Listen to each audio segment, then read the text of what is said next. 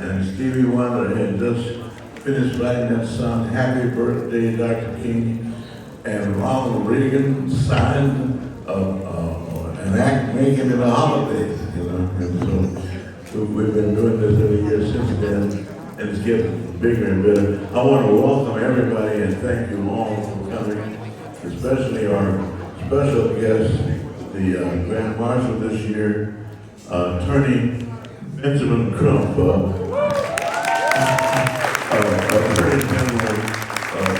Attorney General of Black America.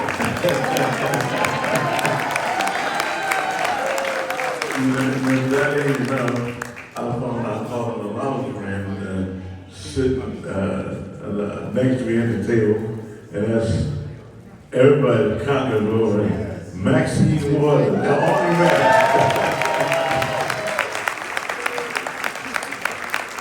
Just wanted to introduce those two because we've been getting a lot of bad lately.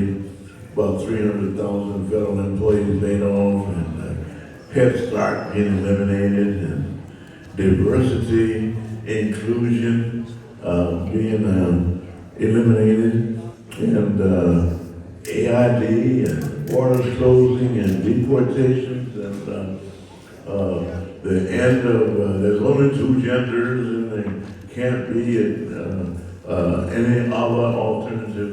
And it's a basic flaw in democracy that is exposed. In ancient Greece, they had the majority voted to enslave the minority. The Slavics in the eastern part of the Greek Empire became slaves. And for 130 years of that democracy lasted, it was a dictatorship of the simple majority. Majority was always right, minority was always wrong. Minority was enslaved. You never let the slaves go, and never let women vote. It disappeared after 130 years, never fixing anything. And the Roman Empire came, lasted 350 years, tried to make the Caesar, also the Pope, and used religion to perpetuate it, but it fell apart. Never once did it give women the vote. Never once did it end slavery. So, but the third time it cropped up was America. World power gets up and says, we're going to try it again. There's so many different ways, dictator. You can have a lottery, you can have consensus. Any one person can block consensus. But democracy seems to be something that works.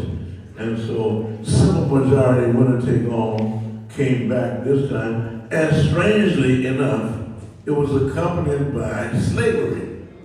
This time they went over to Africa and brought slaves. And then they took the Indians who were here and put them off the land. It was seriously flawed, but it was a democracy, and it was there. And 77 years into that democracy, a country self-taught lawyer from Kentucky moved to Illinois and said, I'm ending slavery. So America is different, departed from ancient Rome and ancient Greece. It made a correction to the democracy. And after 100 years, it gave women the vote. So all your women, you know, in the region, it was excluded.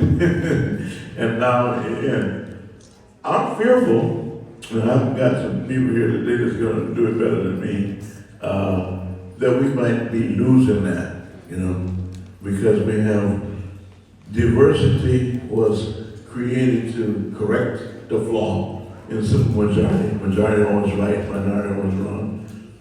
And that's being wiped out. Head Start is being wiped out. What else is being wiped out? Foreign aid, AID, and affirmative action, Executive Order 11246. We see layoffs and privatization of government, and that's supposedly the majority rule.